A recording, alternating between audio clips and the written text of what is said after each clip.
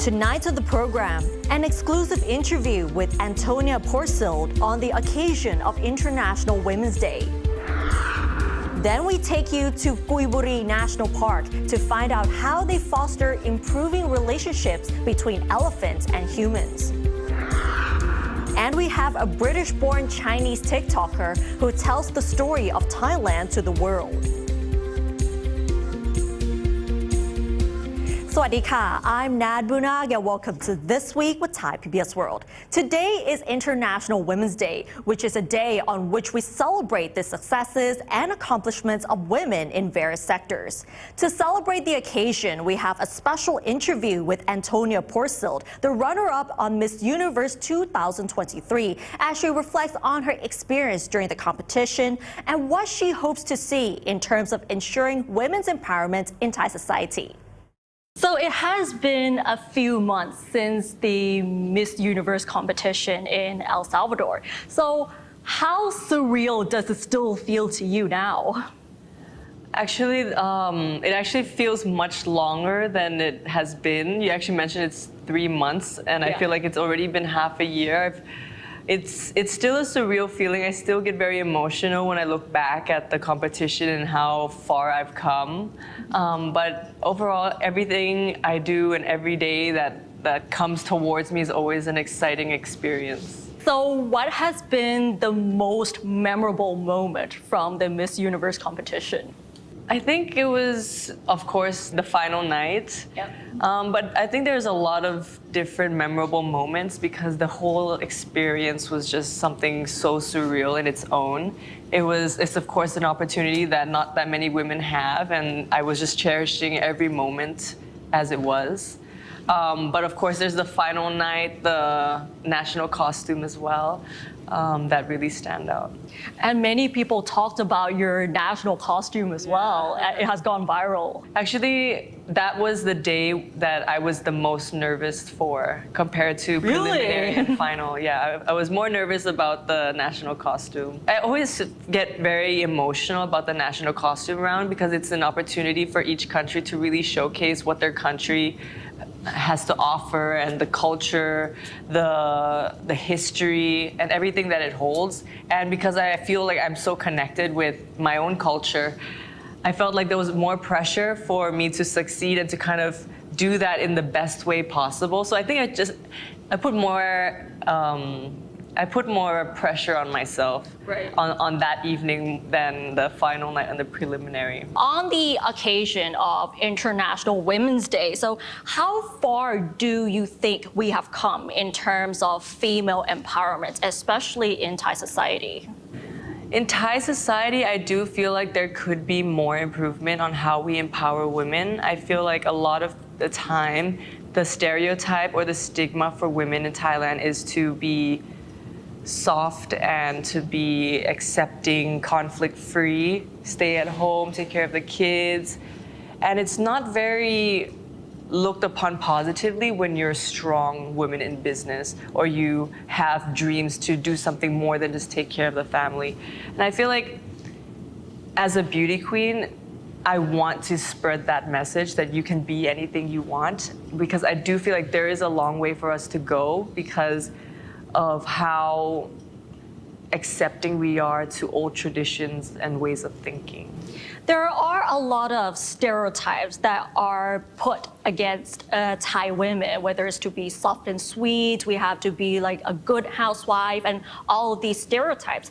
Which one do you think bothers you the most whenever you hear that? The one that bothers me the most is when people say just marry a rich husband or just find a rich husband. This is a line that I hear a lot of older women say to my generation, or even my own generation say to each other, and it always makes me question the mindset that we have as women in society. Why do we need to depend on a man to make us happy or to support us when we are able and capable of doing that for ourselves? Of course, I have no judgment against people who choose to do that, but I feel like that should not be the go-to for women.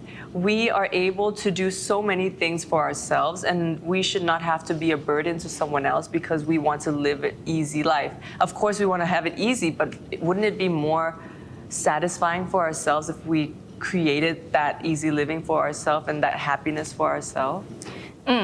So what sort of changes do you hope to see in terms of women empowerment in Thailand? Are there any policies that you want to see more? Of course, it's a matter of equality as well. Once we accept women as equals, it's not about women being more than men. It's about accepting that we are the same and we are all capable of achieving the same things. We don't need to look down at someone because they're a woman or because they should be less respected because they're not a man. But I think it all starts with us as individuals in society before we can ask for change in the government. I feel like when women can respect each other first, that's where the change starts. Because if we're constantly looking at each other and judging each other and comparing who's better or who's richer or who has what, we're already taking one step back from creating that respect that we want from other people. I think, yeah, it starts from us as women respecting each other, and then we can go as a group, as women, to demand for the things that we need. So in your perspective, what would be the most important thing that we should teach young women or young girls today? It's okay to be the voice that you want to hear. You don't need to wait for someone else to say it first. You don't need to wait to be told what to do. If you feel that your heart is there and you want to do it, just go for it.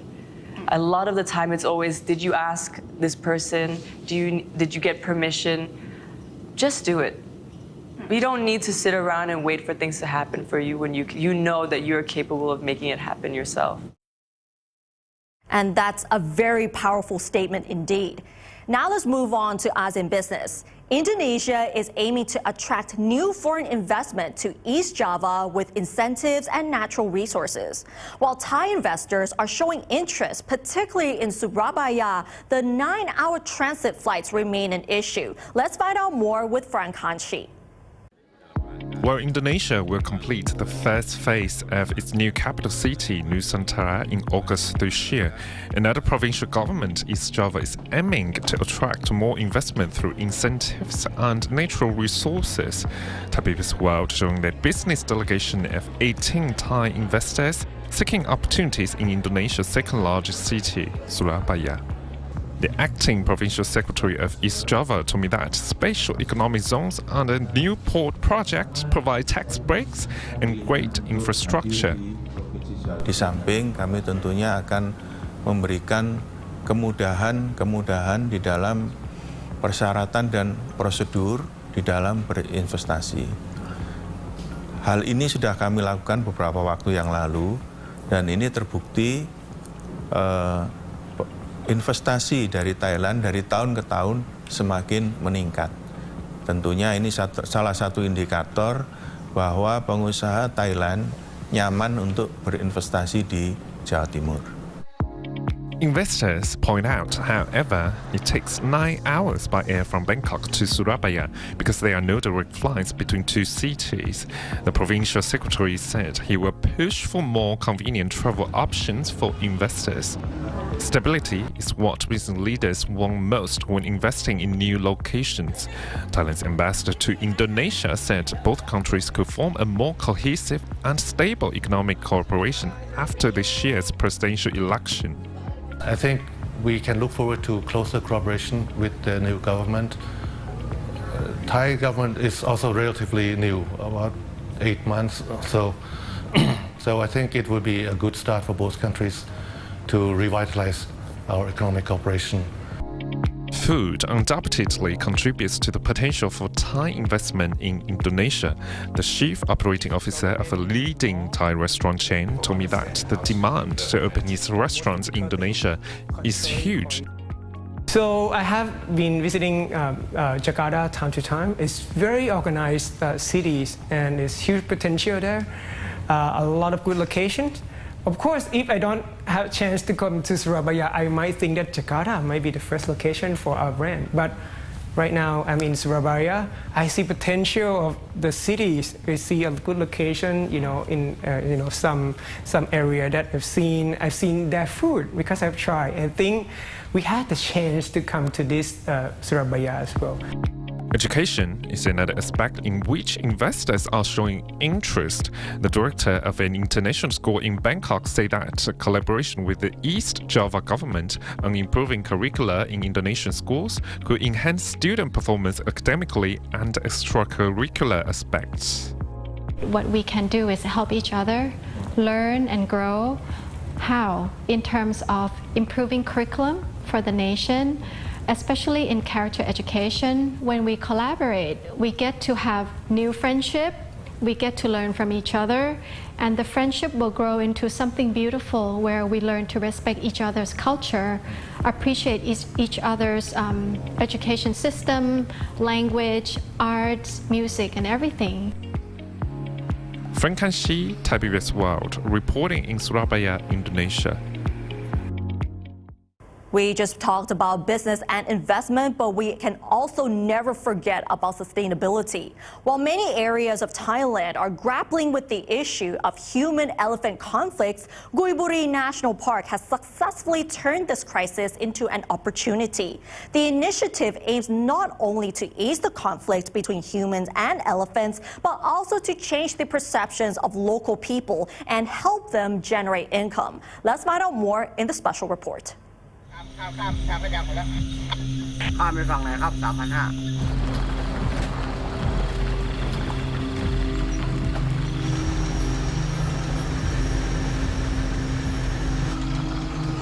ประมาณทุกคืนทีละ50 40 30อย่างน้อยก็หน้าบ้านนี่7 ตัว 8 ตัวครับ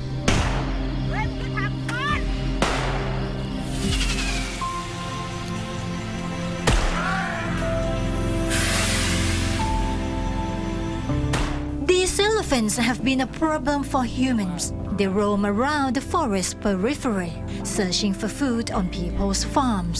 For years, human-elephant conflict has resulted in a considerable amount of damage to crops and the loss of lives, both humans and elephants. การเพิ่มขึ้นของราษฎรนะครับการขยายตัวของครอบครัวนะฮะแน่นอนที่สุดก็ต้องมีพื้นที่ทำกินนะครับรองรับกับประชากรที่มากขึ้นพูดง่ายก็คือพื้นที่ทำการเกษตรเนี่ยก็จะขยายตัวเพิ่มมากขึ้นขณะเดียวกันจำนวนประชากรของช้างป่าก็เพิ่มมากขึ้นเช่นเดียวกันนะครับเพราะฉะนั้นปัญหาการออกมานอกพื้นที่ป่าอนุรักษ์แล้วก็เข้าแปลงเกษตรเนี่ยก็เพิ่มมากขึ้น Since the problem has worsened, various agencies such as the Department of National Parks, Wildlife and Plant Conservation, WWF Thailand, and the residents of 22 communities around the national park have collaborated to develop sustainable solutions. This effort led to the creation of the Gui Buri model, which has been highly successful in reducing conflicts between people and elephants. There is an integration of a few tools and methods in the Gui Buri model. 1. ต้องพบตัวให้เร็วนะครับเพราะฉะนั้นการพบตัวให้เร็วเนี่ยจะอาศัยแค่เจ้าหน้าที่ขับรถหรือลาดตระเวนเดินไม่ทันหรอกครับเพราะพื้นที่มันเยอะเพราะฉะนั้นเทคโนโลยีจะต้องมาสนับสนุนโดยเฉพาะการเตือนว่าช้างออกตรงไหนนะครับช้างออกมากี่ตัวพฤติกรรมเป็นอย่างไรตำแหน่งตรงไหนในพื้นที่หลังจากนั้นเมื่อเรารู้เนี่ยเราเข้าถึงให้เร็วแล้วก็ผลักดันเขากลับเข้าสู่ป่าอย่างทันท่วงทีก่อนที่เขาจะออกมาทำลายพืชผลการเกษตรของพี่น้องประชาชนนั่นคือหลักแรกมาแล้วเราก็จะ The Gui Buri Smart Early Warning System features 30 camera traps installed along the forest edge. When these cameras detect elephants leaving the protected forest area, the captured images are automatically forwarded to the Wild Elephant Surveillance Operations Center. Alerts are then dispatched to the rapid response teams and farmers through an application and radio communications. This system ensures timely calmly and early warnings in case any elephants are moving towards people's farms. ยังไงเราต้องอยู่ให้ได้เพราะฉะนั้นมันจะต้องมีกลไกอย่างหนึ่งหรือกระบวนการหรืออะไรล่ะที่มาเชื่อมให้เขาอยู่ด้วยกันให้ได้เพราะฉะนั้นจึงเป็นที่มาของชุมชนการท่องเที่ยวเชิงนิเวศดูช้างป่านะครับบนฐานทรัพยากรสัตว์ป่าอันทรงคุณค่านะครับในอุทยานแห่งชาติกุยบุรีแห่งนี้นะครับWanagersap has a second job as a tour guide in the Guiburi Wildlife Conservation Tourism Community. All community members who have been affected by elephant invasions receive annual training. Guides earn approximately 170 baht per trip, while drivers make around 500 baht per trip. ทุกวันนี้ยังกินอยู่ค่ะไม่ใช่กินแต่สับปะรดอย่างเดียวขนุนรวมถึงมะม่วงด้วยค่ะคือเราได้รับผลกระทบอยู่เรื่อยมาค่ะใช่ค่ะแล้วทีนี้มันยังไงคะก็คือเมื่อก่อนนี้เราก็อาจจะไม่ชอบมันเลยใช่ไหมเมื่อก่อนก็ไม่ชอบเลยใช่ค่ะเดี๋ยวนี้ก็เอ็นดูขึ้นนิดนึงเพราะว่าเราก็มีรายได้จากเขาเพราะว่าถึงเราจะเสียรายได้จากเขาเราก็ยังมีรายได้จากเขาThis second career not only provides Wana with additional income but also improves her situation. Moreover, it has changed her perspective on elephants. A mutual reliance on the forest of Guiburi has ultimately led to a win-win relationship between people and elephants. And now let's have a look at the other stories in our weekly roundup. The Immigration Bureau has revoked the visa of the Swiss national who allegedly kicked a female Thai doctor who sat on the staircase of his rented villa on Yamu Beach in Chalong district of Phuket last week. An urgent letter signed by the Deputy Governor of Phuket was sent to immigration officials recommending the revocation, claiming that he posed a threat to society and may be a danger to the people of Phuket. The incident sparked outrage on social media and has provoked public demands for the return of Yamu Beach to public property and for the dismantling of all constructions encroaching onto public areas of the beach. A large group of Thai and Filipino LGBTQ+ people clashed in front of a hotel in Sukhumvit Soi 11 in Bangkok late Monday night, following an incident in which 6 Thai transgender people were attacked by transgender Filipinos in front of a food shop near the Nana BTS station. 2 of the Filipinos were indicted on assault charges for their alleged role in the attack, while others involved have reportedly left for the Philippines. Former Prime Minister Yingluck Shinawatra and 5 other co-defendants have been acquitted of charges of abuse of authority over the bidding for the Thailand 2022 roadshow project worth 240 million baht. The court also revoked the arrest warrant issued against Yingluck. The Supreme Court voted to acquit the 6 defendants on the grounds that there is no evidence to prove that the successful bidder of the project was afforded any special treatment. Opposition parties have agreed to hold a no-confidence debate against the government tentatively in early April after the passage of the 2024 budget bill. Move For Party and opposition leader Thaithawat Tulathon said that the opposition parties agreed that there are sufficient grounds to censure the government because after about 6 months in office, it has not fulfilled the promises made to the electorate during the election campaign. And now it's time for the second part of our interview with Charles Gaymor, the retired NASA astronaut who visited Thailand last month to promote STEM education. This time, he talks about the challenges in the development of space programs like technology and financing. In an era marked by rapid advancements and expanding horizons in space exploration, the insights of astronauts like Charles Gaymor, who have journeyed beyond our planet's atmosphere, carry invaluable wisdom. As NASA's major missions right now are to go back to the moon with the Artemis program and to explore Mars, Charles Gaymor shared his views on space development with Thai PBS World. So this has been the conversation on social media that we've been there on the moon since like decades before, since the Cold War, right? So, but it's been decades, but why we're still at the moon? Why we don't go further than that? It's been decades already. Yeah, no, I think that's a mystery to all of us, except that, you know, when I was a kid in the 60s and 70s growing up, I mean, I always say that the promise of the 60s was that we would take $1 worth of raw material, take it to space, and create $1 million worth of value added, right? Yeah. That was the dream, that was the hope. Well, it turns out that's much more difficult than that, right? It's a much more difficult environment to get to work in, and you have to have the national resolve. What's going on right now about the space development? Probably the biggest development is commercial space, right? Yeah. And of course that releases NASA to go do our exploration mission. So return to moon, on to Mars. That's where the NASA concentration is right now. Yeah. The rest of the access to space, resupply, satellite delivery, space station operations, all of those things will eventually be transferred to commercial space. And so, and I think that's a good move. So how about the Mars plantation right now?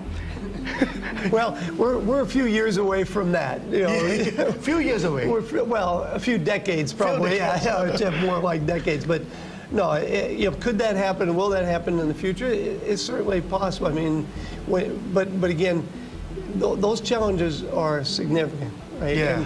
And you know, when people talk about things like terraforming Mars, and we're probably centuries away from technologies or the operations that would be potentially understood and necessary to do that.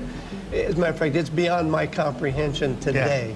Yeah. But could that be solved in the future? We don't know. We don't know, right? We don't know, but you're going to see people try, for sure. But from your perspective, you think it's possible or not? How many percent? It's a challenge. I mean, because you know, again, the atmosphere. I mean, we think maybe at one time Mars had an atmosphere that supported life, but for some reason or other it was stripped away. So about the space development, so what do you see that it's the most challenging issue for the space development today? Cost. Yeah. I mean, you know, governments are stressed, you know, to provide services for your citizens, and you know, there's a lot of competing interests there. Yeah. And so we're all competing for the same dollars, and so I think that's the biggest competition out there, and the biggest you know, challenge is to come up with the funding to support these programs. Now, you know, and put it in perspective. Yeah. So this year, the gross domestic product for the United States is $31 trillion. That's a lot. That's a lot. Yeah. That's $31 billion. I thought is that, wow. Right? Yeah, billion thousand. Wow. So of that, NASA's budget is about $31 billion. So you're here in Thailand for the Skill Up project. Correct. For talking about the STEM educational system. Yes. So how do you find STEM important for the educational system nowadays? Sure. Well, you know, again, when you start talking about STEM education, which is science, technology, engineering, and mathematics, I mean, everything we touch starts with STEM. The jacket, the chair, the cameras, the lights, the screen. How? Well, it started as an idea in somebody's head, but that idea had to be transferred either to a design, to a computer, right? And then through that it had to be, you know, evaluated, manufactured, transported, and eventually to a point of sale and showed up in the studio here. So talking about yourself, how do you use STEM skill in your career? Oh, sure, yeah. How? Well, as a pilot, as an engineer, as an astronaut, as a test pilot, everything I did every day was STEM related. You know, when we go out here and test, let's just talk about, well, NASA, for example. I mean, all of these programs are highly technologically complex. The spacecraft is a technologically complex vehicle. And there's kind of two ways to think about it. You can either teach people how to run it or how to work it, or teach people how it works. กิติพัฒน์ ชื่นสุขจิต reporting for Thai PBS World. And now in this episode of Home Away, we talk to the TikTok star Mike Yu, who built his online community by telling stories about different countries around the world. Mike initially planned to visit Thailand for only 3 days, but 1.5 years later, he now considers Thailand to be his second home as he presents Thailand-related content to the world.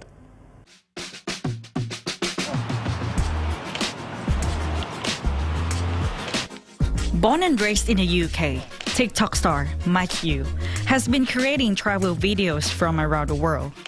Last year, he visited Thailand and it seems to have become his long-term home from home. I actually came to Thailand by accident. Oh, really? Yeah. So before coming to Thailand, I was like a digital nomad and I went to around like 40 countries. And each time I would go to a country or a city, I would stay for like 3 months. And I was like working remotely before, and then I was like, okay, I need to find a home. That was not my home country, which is the UK. And then I was like, okay, I really like the look of Philippines. Let's fly to the Philippines. Yes. So I flew from London to Manila, but I had a layover in Bangkok for 3 days. Just for 3 days, starting from 3 days. Yeah, and then the 3 days ended up for a year and 6 months now. I think like most of the foreigners and like the Dan chat, they always say like the people. And I think it's really true. It sounds like very cliche, but the people is what makes Thailand like so special for me.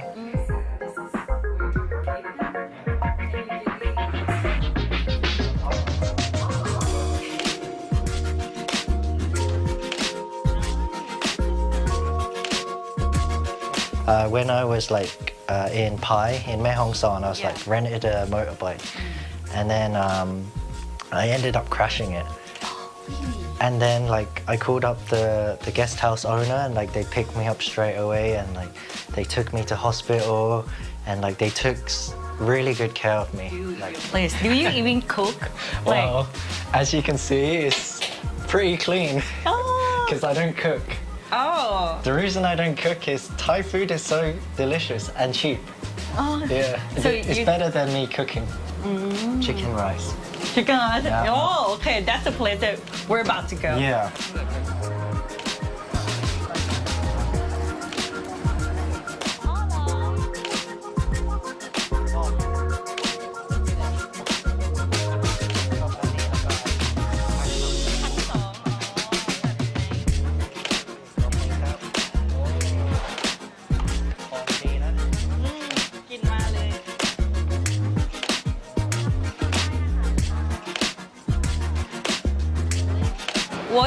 Was it a starter for you to do the editing videos? Yeah, at that time I didn't know how to edit videos, and then I took on the job. I was like, oh my gosh, I have to learn now, otherwise I can't do my job properly.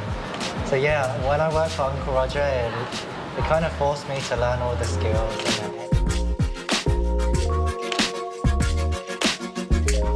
I think having an audience. Audience? Yeah, like people coming back every day, people commenting every day. I think people like seeing me on the street and saying like they like my videos. I think because a lot of it is to actually show like how beautiful Thailand is.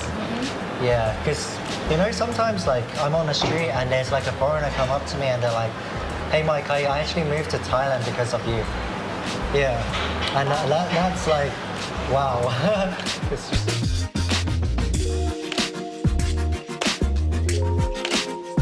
And that wraps up tonight's edition of This Week with Thai PBS World. Join us every Friday at 10:30 p.m. only on Thai PBS. And don't forget to follow us on social media, including our website, thaipbsworld.com, for all the latest updates about Thailand as well as analyses. Thanks for watching, and we'll see you next week. สวัสดีค่ะ